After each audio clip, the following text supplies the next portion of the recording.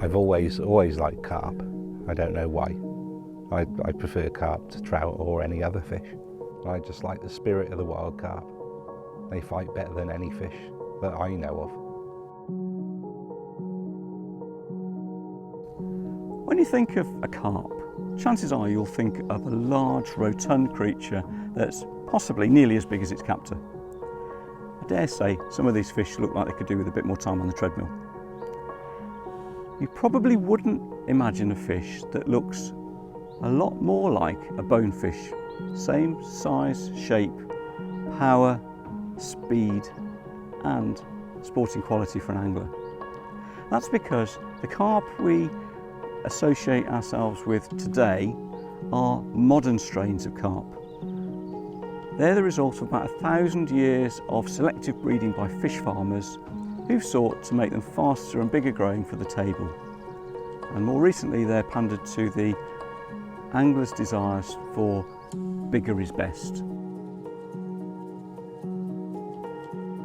Biggest isn't best. We love big carp too, don't get me wrong, but it's about these older strains of small but hard fighting carp that are really special. That's why I was drawn to them, because they just fight relentlessly.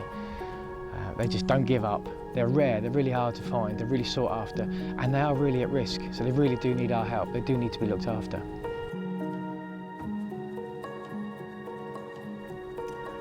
Wild Carp Trust is a new conservation charity.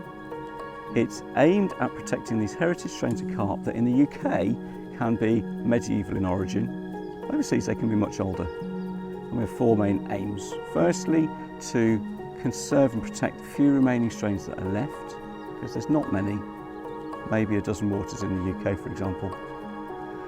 Secondly, to educate people about the historic importance of these fish. Thirdly, to champion the sporting qualities of these fish to anglers. And finally, to celebrate our heritage strains of carp through events and conservation awards. Safety in numbers, I always think the more people we can get sort of interested in this sort of fishing, this style of fishing. I mean, the Wild Carp Trust page is growing by 2 or 3 members a day, probably over 500, I can't remember without looking. But it just seems there's more interest in the wild carp, and maybe it's people looking on Facebook and thinking, what's this? You know, I like wild fishing, but they tend to get the wrong idea. They think it's fish up in the mountains, and that's why they're called wild. You know, when I realised they were really rare, I invited others to come and fish for the ones that I got here. So to me it was just normal. To other people, they're rare as hen's teeth. The original wild carp that evolved in the River Danube and its fast currents are now endangered to the point of near extinction. We've messed it up for them. We built hydroelectric dams across the River Danube which flooded their once shallow spawning bains. We've bred modern varieties in stock ponds that then flooded, and those fish somehow got back into the Danube and crossbred with the originals.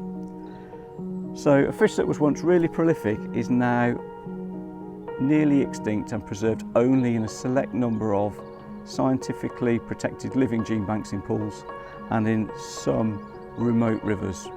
So you could argue that the original true wild carp, its fate is sealed. You could argue that.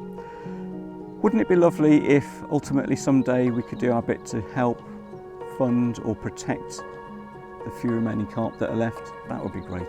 The reality is our focus is a lot closer to home, and it's to protect our heritage strains of carp. These are fish that are probably the closest we're ever going to get to seeing, feeling, touching, playing, fishing for a wild carp. And the reason for that is the heritage strains, these medieval strains, haven't had the same amount of selective breeding that's happened to them to the modern king carp. So they're a valid separate strain in their own right. But more importantly, or additionally, heritage strains of carp, indeed all carp, and it's a gift of nature that all carp revert to a wild-like form through successive generations of breeding in the wild. So the longer they're in the wild, ideally hundreds of years, the number of spawnings they have, the more they revert to a wild-like form. And what I mean by that is a form that more resembles the original wild carp, a fish that evolved as a river fish in the Danube. And they're not big. £5 fish would be average, £10 would be an absolute whopper. But they are lean fish, torpedo shaped, blunt headed often, big fins, super powerful, lightning fast swimmers, always fully scaled, much like a common carp, always fully scaled. And they look really more like a chub or a barbel. So you kind of know one when you see one. Firstly, you'd know it as an angler when you hook it. It will do everything it can to be between you and 100 yards away as quick as it can. And secondly, when you land it and you see this incredibly lean, long lean carp. I remember when the three of us first went wild carp fishing together. I was up at Llyn Gwyn, and Fennel went off with his fly rod. Matt went off to his usual little stalking spot, and I found an area next to some pads. Carp and pads just mix, and there were a couple of carp swimming around. Probably looked around 3 or 4 pounds, so I wasn't prepared for what happened next. You know, I cast out a piece of floating crust next to the pads and hooked a fish pretty quickly. And half expected it to wallow around a little bit and then come into the net, but no, this thing went off on these serious runs. It probably stripped about 50 or 60 yards off that reel, and I just held on for dear life. And I worked it back probably 20 yards and it went off on another 20 or 30 yard run, and back again and back out. Probably took me about 15 minutes to land that fish. It was about 3.5, 4 pounds. But it's a memorable capture, and I was hooked after that. Such amazing fish.